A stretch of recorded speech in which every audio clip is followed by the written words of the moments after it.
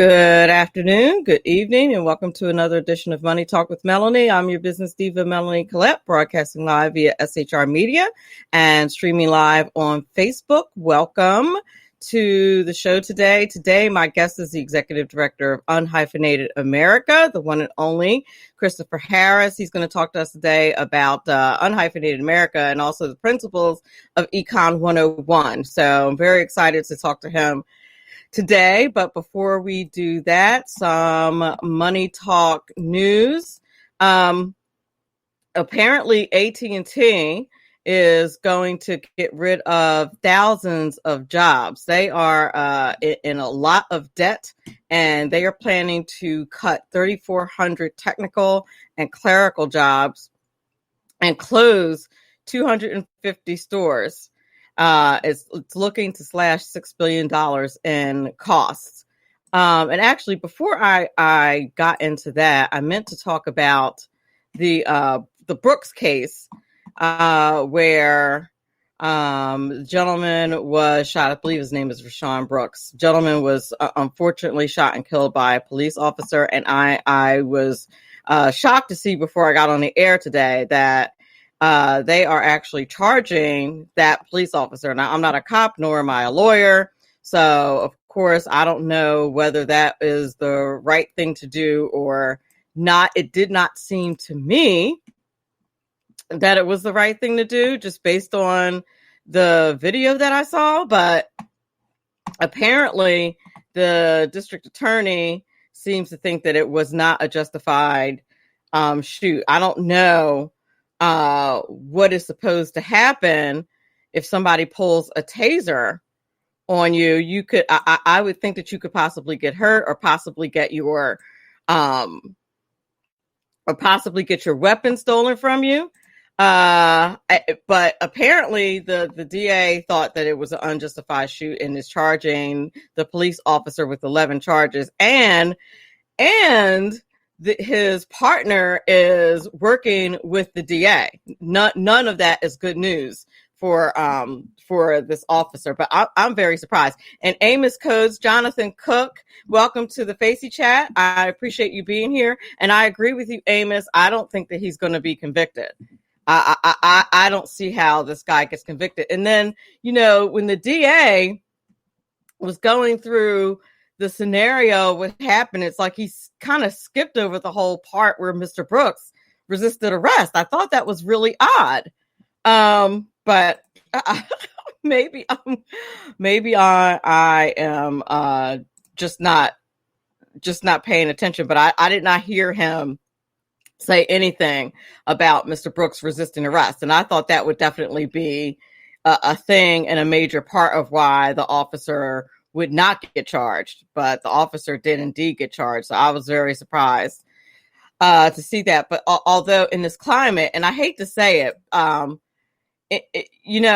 everything seems to be about race. We don't even know if the George Floyd case was about race. Those two had a prior relationship, but we're just assuming just because the cop is white and the shooting victim is black that it's a race issue. And I don't know that we can assume that.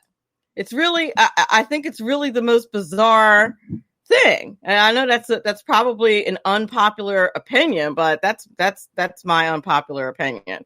I just don't, this doesn't sound right to me. Okay. In other news, PG&E pled guilty in the fire deaths from 2018 Camp Fire that destroyed most of a Northern California town. They pled guilty to 84 counts of involuntary manslaughter. Now, I don't know how that works when a corporation does that, what kind of punishment they get. I would imagine that it's just a financial punishment, and no specific individual is charged with a crime or has to pay a penalty. I would imagine that it is only, which is not a small thing. The Adidas staff pushes for change. Adidas staff sent a letter to executives requesting that their HR department examine response to racial issues, as well as creating an anonymous platform to report racism. This is according to sources at LinkedIn. I'm not saying that there isn't racism at jobs. I've experienced racism at my job. And I dealt with it with an attorney. I don't know. I don't think that it's as prevalent as people seem to think it is. Amos in the Facey chat says maybe the officer's lawyer will fail to mention that whole resisting arrest thing. Probably not that important anyway. Oh, interesting. That's probably not that important anyway. Well, it probably isn't because because the shoot happened after the resisting of arrest. But if you don't resist arrest, you typically don't get shot. Like I said, unpopular opinion, I know, but that's the deal. If you just go along with the police, and if you have a complaint about the police, then you complain afterward. That's the best way to not get harmed by a police officer. And the fact that I don't know, there's so all of these cases seem to be all of these cases seem to be lumped in together. The Aubrey case, the George Flynn case, this case, the Brooks case, the Tavis Martin case. All of these cases seem to be lumped in together, but all of them have quite different circumstances that led to these people's demise. Eric Jones in the Facey chat and welcome says that they're playing up the whole shot in the back thing. Yeah, but he turned around and tried to shoot the cop with the taser. And how does the cop even know that that's a taser necessarily? That those tasers, and I didn't even realize that till I saw pictures of them, but the tasers that the cops use look exactly like a gun. I mean, I don't know how in a split-second decision, if you get tased and you have a gun on you, anything can happen. And you're right, Amos Coates, everything is racist. I'm so tired of it. If I click on another link or another corporate entity that has a Black Lives Matter post on it, I'm going to lose my mind. Seriously. It's really ridiculous. I just, for the life of me, I don't understand how Black Lives Matter, and that's a whole different story, how Black Lives Matter, with them being anti-God communists, in my opinion, got to be ever so popular. I don't understand how that works. If anybody ever takes the time to look at Black Lives Matter's platform, you'll see that they are anti-traditional family, pro-LGBTQ, XYZ community, to the point where they want to do away with the traditional family as being like a thing. And it's just, they're a ridiculous organization. Okay, I'm waiting for you're listening to Money Talk with Melanie. I'm your business diva, Melanie Collette. I'm waiting for Christopher Harris to join us, but in the meantime, we're going to take a brief commercial break, and there's a brand new Ron Edwards notebook coming your way right now. Thomas Jefferson once said, "I prefer dangerous freedom over peaceful slavery." Hello, I'm Ron Edwards. On today's page from the Edwards Notebook, Mr. Jefferson completely understood the importance and meaning of freedom, and more importantly, liberty, which comprises both freedom and responsibility. Freedom and liberty are not automatic just because some of us may speak or write about them. Freedom and liberty is derived from the Christian principle of being accountable for one's own actions. In other words, if we the people are to be free, then we must be willing to act responsibly and to push back the dark malaise of the leftist political efforts to use brainwashed Black Americans to bitterly declare for their own demise as they seek to get rid of local police departments. Yes, they want their thug friends to be free to do whatever they want to do, but also, as is typical with many Americans who viciously hate the United States of America, just like the leftist white Americans, they want the United Nations to bring in a Marxist police force to help stamp out the remaining vestiges of our exceptional way of life, and then install peaceful slavery. I'm Ron Edwards. Check out theronedwards.com for news updates and other great stuff. Ron Edwards, the new voice of America. Sponsored by the Tri-County Liberty Coalition. Making a living can be tough these days with so many jobs going overseas. If you love numbers and puzzles and want job security, you can become a tax specialist with an amazing 6-month tax course from Tax Mama. Operate your own tax practice locally or anywhere in the world where there are American taxpayers. It's a great way to write off your trips to visit family for months at a time. Everything you need to pass the IRS 3 special enrollment examinations is included in this course. Visit irsexams.school. And if you need more than 6 months, that's okay. Take your time. You're in the course until you pass the exams or until you unsubscribe and reject Tax Mama's emails.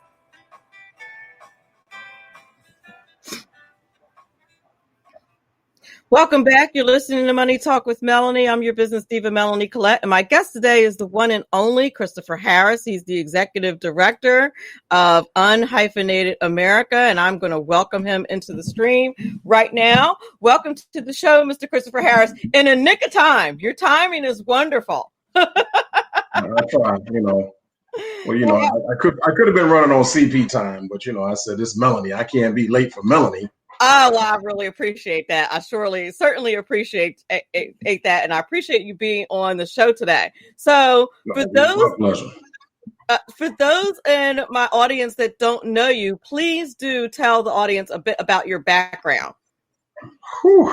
I was born a long, long time ago. Okay. All right. A little further up than that. A little further. You want to skip a few years. So, yes, I've been the executive director of Unhyphenated America for almost a decade now, which is crazy for me to say that because time has surely flown by. But I have a mixed background, part of it in the IT field, but also I have a background in politics. I've worked on quite a few campaigns, both at the state and local, and worked on a few presidential campaigns, as well as worked for Congress, for a congressman. So I've kind of dipped my toe in a lot of different things. But I've been a conservative now. Well, I'll put it like this. I left the plantation, as some people might say. Some people don't like that term, but I think it fits nowadays, about 20 years ago. And that really started with me doing a little bit of research. And I partnered with a couple of people. I was blessed enough to be mentored by someone who said that this is a great idea and that we should run with this together. And that's Kevin Jackson, who's been one of my coaches and mentors with Unhyphenated America for over 10 years now. And we've been partnering with this to push this idea, Melanie. People always ask, well, Chris, what is Unhyphenated America? It is exactly what it sounds like. We believe that America is best when it's unhyphenated, that if you understand, if you believe in it, if you embrace these principles of life, liberty, and the pursuit of happiness, then you're an American. And there's really no need for any prefix or suffix to that. You're just an American. Oh, I love that. I love that concept. And does that go for married women who hyphenate their names? I'm just kidding. No, that's a whole other conversation. But we can have that conversation at another time, right? But because two become one, right? I mean, that's the whole thing, right? Exactly. A man can leave his wife and leave his parents and cleave to his wife, so two become one, right? So yeah, that's a whole nother conversation.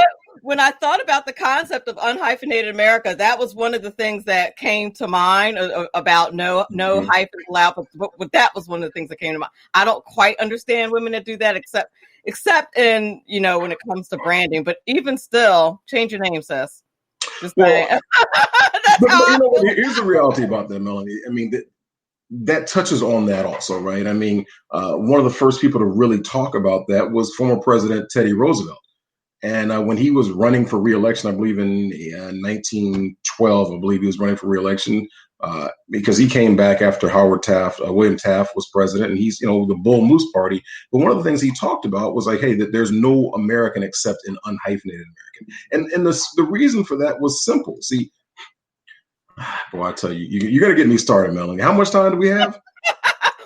we have until 5:55, so go for it. All right. Here we go. I mean, even going back to George Washington, one of the things he said in his farewell address is that we needed to avoid being entangled in all the squabbles that were taking place over in Europe, right? That people were coming from all over Europe to come to the United States, mainly from England and those other places. But he realized that more and more people will come to the United States. And here's the thing: like Margaret Thatcher, former Prime Minister of England in 1976 or whatever year she became Prime Minister of England. She said that Europe was shaped by history, but America was shaped by an idea. That's key to understand, is America came about as an idea. It didn't just happen because of history. And so that's why I say, if you understand, if you embrace these principles of life, liberty, and the pursuit of happiness, then you're an American. And we want people to listen. I'm not saying for you to forget where you came from. You can't forget where you came from. It's just like the silly thing when people say, "Oh, you've forgotten that you're black, Chris." I'm like, look at this nose. How do I forget that I'm black with this big nose and these soup killer lips, right? Of course I'm black. I don't forget where I'm from. But the thing is I'm not limited to that. And one of the problems is that when you come to the United States of America and you bring all the baggage, and it is baggage from your previous relationship or previous country, that might include the fact that maybe because you're Italian, you don't like Greeks, right? Or because you're French, you don't like Spanish. Or you're from Denmark, and so you don't like people from Norway. Well, that can't work here in the United States, right? The same thing. And so everyone who comes here, yes, we recognize that you might come from whatever your home country is, your mother nation or whatever like that. But all those little squabbles that you had back there, because 200 years ago, his great granddaddy killed your great granddaddy. Leave that over there. Okay, that's what George Washington was saying. He said we should not involve ourselves in those squabbles that are taking place in Europe because they've been happening for centuries. And likewise, you fast forward 100 years to President Teddy Roosevelt, and he was saying the same thing, is that there is no American except an unhyphenated American.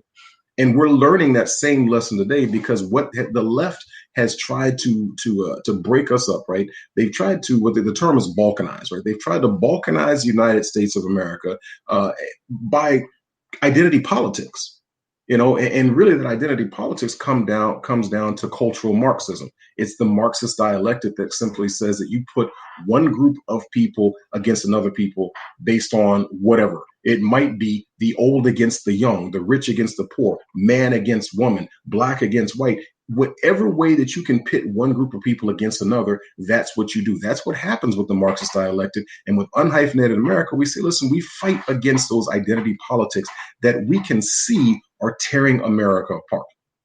And now, would you make that same application when it comes to things like immigration as well? That's another thing that pops into my head as far as having an unhyphenated America. And I think, legal immigrants and illegal immigrants alike sometimes tend to really, it's okay to hold on to your culture, but sometimes they're so pro their culture, they're almost not American.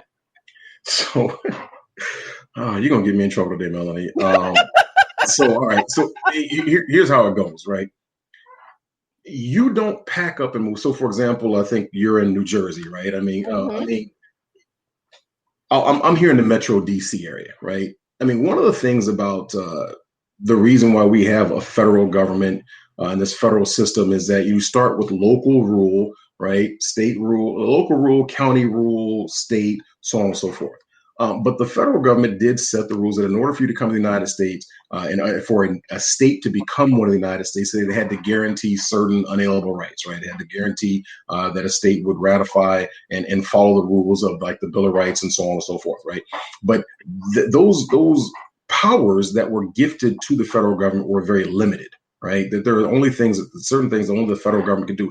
Everything else is why the Ninth Amendment basically says, hey, just because a right is not listed here, that does not mean that we, the people, don't retain that right. And the 10th Amendment essentially says that unless a power is specifically given to the federal government here, those powers are retained by the states, right? So when you understand that if I have a problem with what's going on over in Northern Virginia, I could move to Southern Virginia, right? It's just hop in my car, pack up, and I'd move a couple miles, maybe move to the next county over because they keep raising the taxes. But see, I had to ask myself, if the taxes are at 6% here, but they're at 4% in the next county over. Am I really going to pack up everything to move one county over? Do I value that 2% just to get a 2% increase in my in my lifestyle? No, you're not going to pack up and move to save 2%, right? Sure. So, but let's say that things become untenable. I go ahead and move, right? But then that place, that next county raises taxes. Well, ultimately, I can say I'm going to go ahead and move to the next state over, right? If things become that untenable. But see, when the federal government is too big, when the federal government puts such an onerous taxation and regulations on people, where do you go? It has to be really bad for you to say, man, things have gotten so bad here in the United States that I'm going to pack up and move to another country. And ultimately, this is what people are saying. Listen, man, follow what people do when they're voting with their feet and with their dollars. When somebody decides to pack up and leave, this is the thing. See, people get mad at me, but here's the reality. You don't pack up and move to another country, let alone another continent where you know no one, if things don't really suck where you live. Thank you. You're not going to pack up and say, you know what, I'm going to experience a 2% increase in the quality of living. Nobody packs up and moves to another country, let alone another continent where they don't speak your language to increase their livelihood or their quality of life by 2%. No, there has to be a dramatic increase. And so with that in mind, why would you take everything that was bad that made you want to leave your country, leave your continent to come someplace else and bring that to the other place? Why would you do that? Exactly. Because the place that you live sucks. It sucks. I mean, it's not just like, oh, well, it's a little uncomfortable. No, it sucks. You will only move to another country, let alone another continent, if you really feel that things suck. So, I'm not saying that your home country sucks. You are, because you packed up and moved.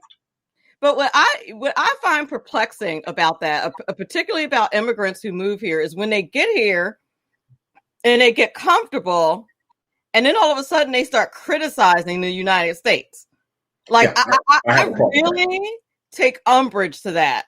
Yeah. When I hear somebody who's clearly not from here start criticizing our gun laws and start saying that we're racist and all this kind of thing. I'm like, wait a minute.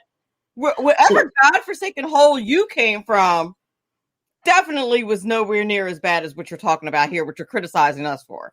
Absolutely. So I do a lot of mentoring outside of everything else that I do. And one of the young men that I do some mentoring with is he's from a West African nation. There's no won't give his name or the name, but he's from a West African nation. And one of the things this young man told me is that he came here at 16 years old, right? And some of the things that he experienced in his life is, I'm going to give a little trigger warning to your listeners. I'm assuming everybody's grown and adults, but I'm not going to even foul language. But here's the reality: he saw atrocities that would make most of us curl up into a ball and suck our thumb.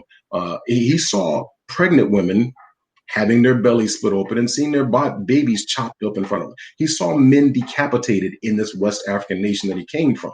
And so when he came here and he talks to me, he's like, Chris, I don't understand why people are complaining about what life is like here in America for Black people, because he's seen real atrocities. Yeah, we don't have real we don't even have the real atrocities that we used to have during the civil rights movement. We don't have dogs turned on us, and we're not having hoses turned on us. I haven't seen any, coloreds only bathrooms or us not being able to sit down in a restaurant because they don't allow Black people. We don't have any of that. Or at least not to the extent where it's excused, right? I mean, people are generally appalled at any sort of thing. Why? Because we now generally believe that, see, I can't talk about these things without going back to my foundation, which is my Christian belief, right? Is that, and guess what? The founders and framers use the same thing, because when we talk about an unhyphenated America, that goes back to the idea that we're all human beings. I don't even like talking about issues of race, because there's only one human race. If you're a Christian, why are you talking about race and racism when the Bible makes it clear that there's one race, because what does it say? What did the Apostle Paul write? Is that from one blood, God created all mankind. Right? Indeed.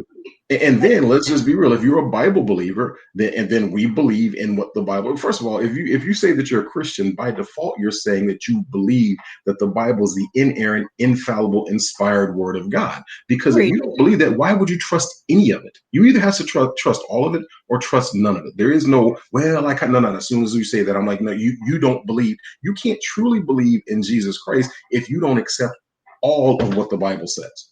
Exactly. Exactly, precisely. And I don't understand these pro-Black Christians. I don't get it. Yeah. I don't understand it. And I'm like, well, how are you pro-Black? Which to me, pro-Black. My dad used to say that he's pro-Black, but he's a child. He was a child of the 70s.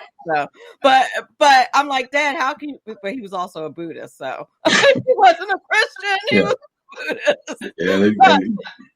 So there you go. But there's a lot of pro-Black Christians out there, and I don't understand how you like. What do you think? Like, you think your God looks at you through your skin color?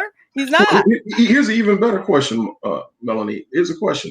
Let's say you believe that there is a heaven and a hell. The simple question is, do you believe that heaven or hell, either one of them, is segregated? I mean, how silly is that?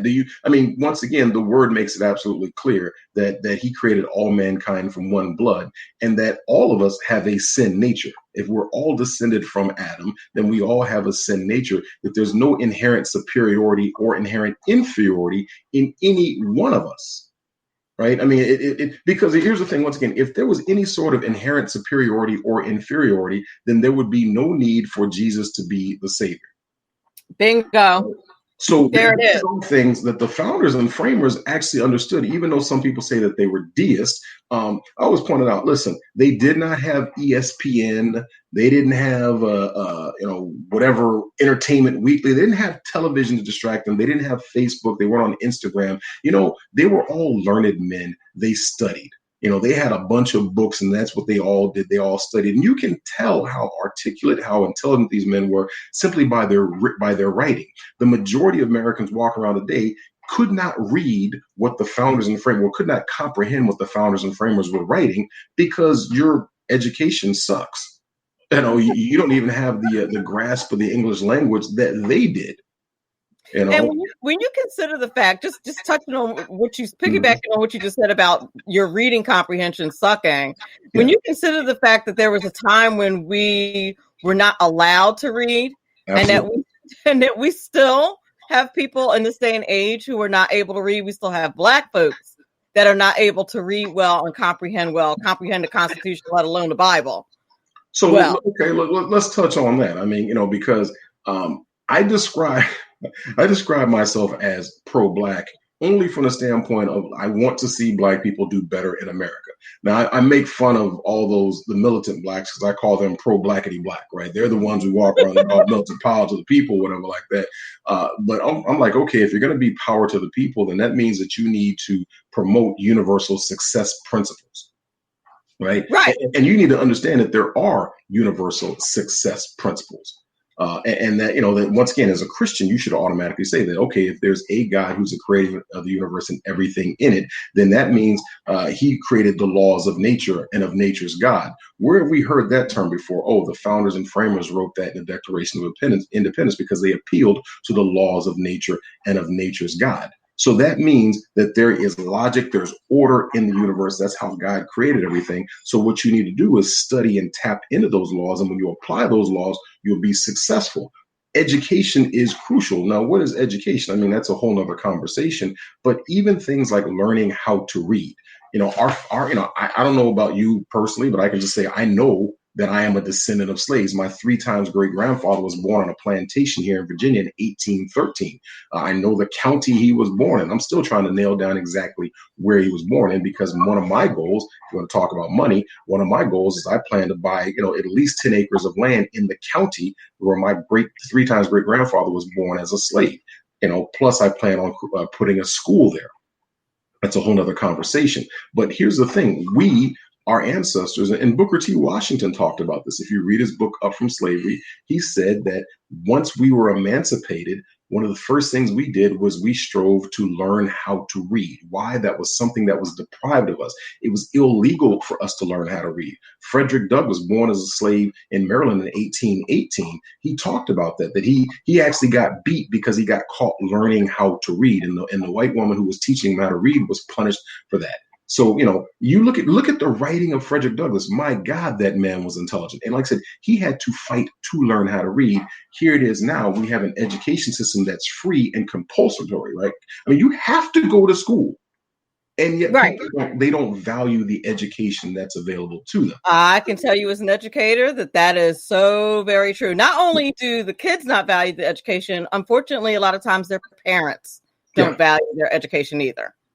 So, just kind of working our way up to the econ part of this conversation, economics is huge. The Bible talks about economics on a regular basis. There are principles associated with that. But speaking from a Black perspective, one of the things that Booker T. Washington, once again born as a slave in 1856 in Virginia, he was emancipated like everybody else in 1864 or so, whatever, with the Emancipation Proclamation. But as he grew and he went and got his education, one of the things, he came to realize was the importance of economics. He talked about first character development and then two, economic strength. One of the problems that Black people in general, mistakes that we've made, is that we tend to look for political power when real political power actually rests in economic power. So he focused on saying, hey, and I love when he talked about this. He said because there was a lot of Black folks, understandably, when you've been in slavery for however many 100 years that you've been slaves for generations. And what does it mean to be a slave? That means that you do not own the fruits of your labor. Right. I mean, that's ultimately what it means. The interesting thing, there's nothing wrong with labor. The first thing that God did with Adam when he created him, he put him in the garden to tend it, which means to keep it, to work it. Adam was put to work tending the garden. Adam was put to work naming all the creatures on earth. He was the first, what's the name of I forgot the name of the term for somebody names animal. Anyway, but he named the animals, right? That's the first thing he did, right? Adam got put to work, right? And then when we all got expelled from the Garden of Eden, he basically said, guess what? For the rest of your life, you're going to have to work just to eat. You didn't have to work to eat before. You're going to have to work to eat. So you fast forward to 1856 or, after emancipation, and Booker T. Washington was telling Black folks, listen, I understand we were slaves. We were worked like beasts of burdens. Now it's time for you to learn how to work like a man, because you will have the right to own the fruits of your labor. Exactly. And he wanted us to understand the system of capitalism or free enterprise. And he said, listen, when you go out there and you learn to provide a product, a good or service into the marketplace that the marketplace wants, and if you do it better than anyone else, you will prosper. Here's a little fact that most people don't know, Melanie. Of course, the 1860 census showed that there were about 4.4 million Black people in the United States at that point, with about 10% of us being free. That's a little fact that they don't tell us. They act like we're all slaves, but there were over 400,000 free Blacks according to the 1860 census. And by the way, if we go back to the 1790 census, there was somewhere in the neighborhood, I don't want to misquote this number, I believe there was 290,000 Blacks in America at that point. No, I'm sorry. It was more than that. I can't remember the exact number. I got a bunch of numbers in my head, but Skip Gates, who was, infamous from Beergate, right? When President Obama said that the cop had acted stupidly, he's a well-respected Harvard historian. And he made it clear, because he did the research, that only, and I don't mean to undermine the atrocities of slavery, but he made it clear that only about 388,000 Africans were brought to the 13 colonies that would eventually become the United States of America, out of over 12 million who were sold by their fellow Africans into slavery to European powers and brought to the Western Hemisphere. Out of the 12 million who were sold over, about 10.5 million survived the dreaded Middle Passage. And of those 10.5 million who survived that Middle Passage, over 5 million of them alone went to Brazil. Whoa! The rest of them were spread throughout the Caribbean, and that includes my wife's ancestors, because People look at my wife and they think that we're an African American couple, which, I don't respond to the term African American, but my wife is not a quote unquote African American. My wife is of Panamanian heritage. Both of her parents were born and raised in Panama, and their roots, they're Black, coming from Jamaica and from Costa Rica, which, remember, well over half, or as a matter of fact, over 10 million slaves ended up throughout Africa, ended up throughout the Caribbean and everything like that. So of the 388,000 that we brought over totally, by 1860, there were 4.4 million of us, and over 400,000 of them were free. But you jump forward from 1860, 2 generations later, from 1860 to 1910, Booker T. Washington has this documentation to show that there were 10 million of us. So we grew from 4.4 million to 10 million. During that time, our literacy rate went from below 10%, because remember, Blacks were not allowed to learn how to read. So the literacy rate could not have been more than 10%, since only 10% of us were free, right? So we went from a literacy rate of less than 10% to nearly 50% in a 50-year period. But economically, one of the things that changed is that we went from owning, very little, to Black folks earned 20 million acres of land in 1910.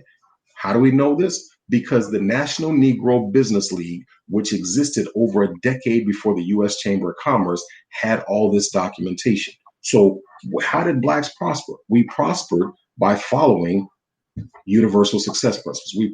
We prospered by taking advantage of capitalism and free enterprise. We owned land, we owned businesses, we engaged in trade, and we engaged with trade with people from other ethnicities, because, as Booker T. Washington told us, is that when you are really good at what you do and you provide a great quality product, good, or service into the marketplace, people will generally not stop too long to wonder about the ethnicity of the person who's selling them a high quality product. Amen. And by the way, 20 million acres, Melanie, just to give some context, because that's just a large number, it doesn't have any context. The context for 20 million acres of land means that Black folks owned the equivalent of the entire state of South Carolina, plus the state of Rhode Island, and a little bit left over. Wow. So how did we do that? How did we go from owning 20 million acres of land? There's 10 million of us owning 20 million acres of land. There's 48 million of us today. You know how much land Black folks collectively own today? How much? It's less than 10 acres. There's 48 million. So there's nearly 5 times as many of us today as there were in 1910, right? But we own less than half of the amount of land that we owned 100 years ago. Now, how did that happen? And that's really a historical and political thing that affected Blacks as a people that has led us to where we are today. And I'm sure that you're familiar with the transition of how that happened. How do we get from being successful post-slavery people to where we are now? And not only where we are now, where we don't own, there's many more of us and we don't own nearly as much land, but we also have this sense of victimhood that is part of the problem. And how do we get from being proud, prosperous, nuclear families to being where we are now, where we're not as prosperous and we don't have nearly as many nuclear families? In fact, up to 75% of us are born out of wedlock. How did that happen? There's no one, you can't sit there and say, here is the answer, and this is why I was saying on my Facebook page the other day, is that if you're going to truly be a conservative, you have to have a holistic education. You have to study the Bible. You have to study world history. You have to study sociology. You have to study economics. You have to have a holistic picture, because otherwise, you're just kind of, you might have a point here or there, but you're really not getting the total picture. I would say that one of the things I've broken it down into 3 segments, right? So we were emancipated roughly, we'll call it 1865, right? Or we can say we'll say 1865. So roughly, there's been 150 years since we were emancipated. I tend to break that up into 3 50-year segments, which basically means 2 generations, right? So there's been 6 generations effectively since we were emancipated. What Black people wanted in the first 50 years post-emancipation If I could give an overarching answer, is they simply wanted to be left the hell alone, right? It's just, I mean, that's it. It was Right? leave me alone, right? And we know this is true because we can look at the writings of people like Frederick Douglass when he wrote "What Shall Be Done with the Negro If Emancipated," and the long story short to his answer was, "Leave us the hell alone." You know, he basically said, you know, don't try to do for us. It's been your doing that has done us the most harm. You know, and you can go and write. You can go and I would tell your listeners, go ahead and look up that, you know, Frederick Douglass, "What Shall Be Done with the Negro If Emancipated."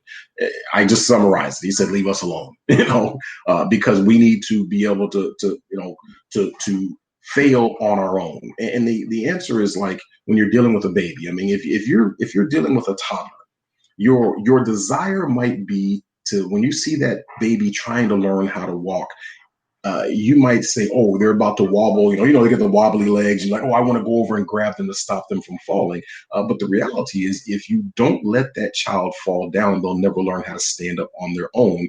If you don't let them fall, I mean, now granted, you don't let them fall down the stairs, right? I mean, let's not be stupid. If you see them about to fall and hit their head on the coffee table, yes, you stop them. But you put them in the middle of the room, and they got to stand up on their own. And sooner or later, they will learn how to walk, and they'll quit. The funny thing is, babies want to go straight from barely walking to running, right? But So you let that happen.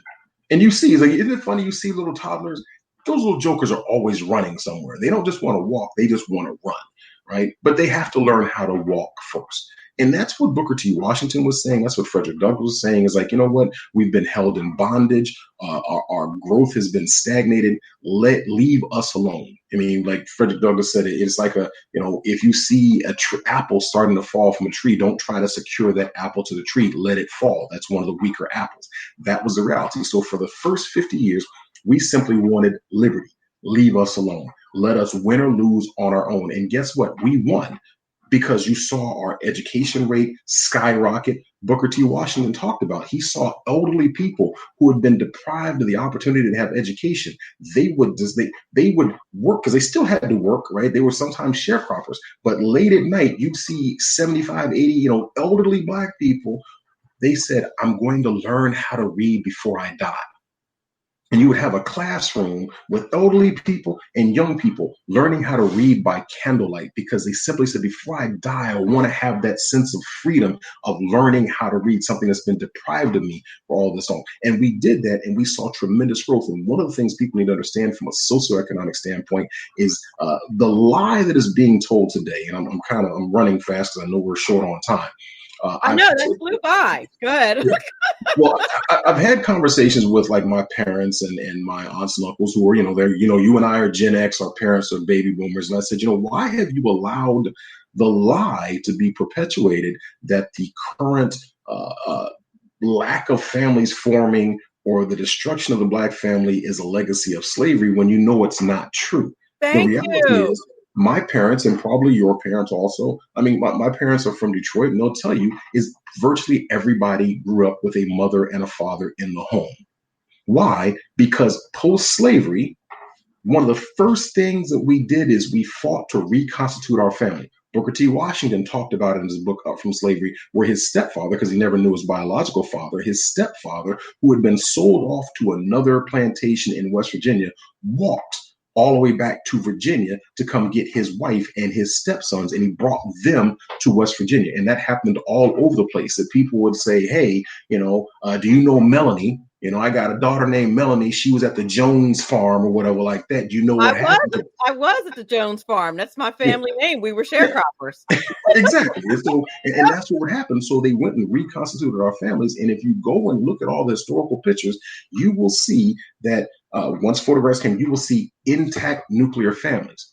See, so there's a quote from John Adams in a letter that he wrote to Thomas Jefferson, I believe in 1820, somewhere around that. I don't quote me on the exact date, but Thomas Jefferson and John Adams, both former presidents, had constant letters back and forth. And one of the things that John Adams said, he said, I'm paraphrasing, basically said that as long as marriage exists, property will be held in families, right? And as long as families exist, then property, influence, knowledge, and all that will be held in families. So we was talking about the Generational wealth. generational wealth, but the foundation of that is the family, traditional nuclear families. And so, why did Black people prosper? We prospered because we reconstituted our families, even though we were not initially allowed to marry. We put together our families, and that family foundation allowed us to build wealth. We went and bought land. We were sharecroppers, whatever like that. And yeah, it took a little while. We were behind the 8 ball, but we caught up quickly. That's how things like people want to talk about Black Wall Street. Well, let's fast forward. The first 50 years, we simply wanted liberty, right? The next 50 years, I would say from 1910, or we'll call, let's call 1915, from 1915 to 1965, well, we realized that we were suffering with injustice, and that you had the KKK, which was the arm of the Democratic Party, that were constantly out there violating the unalienable rights of we the people, that there were the Jim Crow laws were all out there. So what did we say? Well, doggone it, we've been fighting, we've been good people, all that, but we're still dealing with having our unalienable rights oppressed. And so for the next 50 years, what we really called for was equal justice under the law. And see, so whereas you had the two people who were the primary voices in that first 50 years were people like Frederick Douglass and Booker T. Washington, which, by the way, the end of this first 50-year period coincided with the death of Booker T. Washington in 1915. The next 50 years, some of the biggest leaders were people like Martin Luther King, right? The civil rights era. You had people who were raised in the civil rights era. Martin Luther King Jr., well, his father, Martin Luther King Sr., was raised more or less as I hesitate to use the word disciple, but we'll say a disciple of people like Booker T. Washington. The Black Wall Streets were all formed because people embraced the philosophies of a Booker T. Washington who created Tuskegee Institute. And he said, I want to see you own land. I want to see you prosper. I want to see you take advantage of everything that we have here in the United States. And we did that, but we, of course, were still having our rights infringed by Democrats, because it was all Democrats who burnt down Black Wall Street. But I have to say this, Melanie. One of the things, it's like Paul Harvey said, and now for the rest of the story, what people never talk about is the fact that Black Wall Street was rebuilt almost immediately after it was burned down. Why? Because we had the foundation, the family structure to rebuild it. That's what happens all the time when there's intact families. You can burn down my house, but see, I have the knowledge, skills, and abilities up here to go ahead and recreate wealth. That's why you can take the wealth, you can take the money of a wealthy person, and they'll just simply go back and rebuild it. That's the difference between somebody who creates wealth versus somebody who hits the lottery. The person who creates wealth knows how they did it. So even if you take what they had, they can go back and recreate it. That's why it's so super strange to me that organizations like BLM, who are staunchly against the traditional family, are so popular. Somebody in the Facey chat earlier said that BLM is more popular than Black churches today. Yeah, which is one of the reasons why we're experiencing such a lack of success. And people like you were saying, it's a big lie that it's because of slavery. No, it's not. It's not because of slavery at all. Well, here's an interesting thing, Melanie. Here's some other stats. I don't know if you ever looked at this, but you know which ethnic group in the United States has the highest median household income? No, but I would guess Asians. Well, Asians in general, but it's I guess you would say from southern and Southeast Asian, it's Indians. From Hindu Indians, right there. They have the highest median household income. Well, there's a couple of reasons why. It's really simple, once again, when you study this. Indians are pretty much always married. When is the last time you've met an Indian who's like 20, 30 years old and unmarried? Right? Sure. Now, we can disagree with the whole concept in their culture of arranged marriages, but that also does create strong family foundations. But here's something else I always ask people. I want you to think about this. I want all your listeners to think about this. When is the last time you've met an Indian person in America who was anything other than these three things? 1, a doctor, some sort of medical professional, right? 2, some sort of technical STEM engineer. Or 3, a business owner. I'll wait.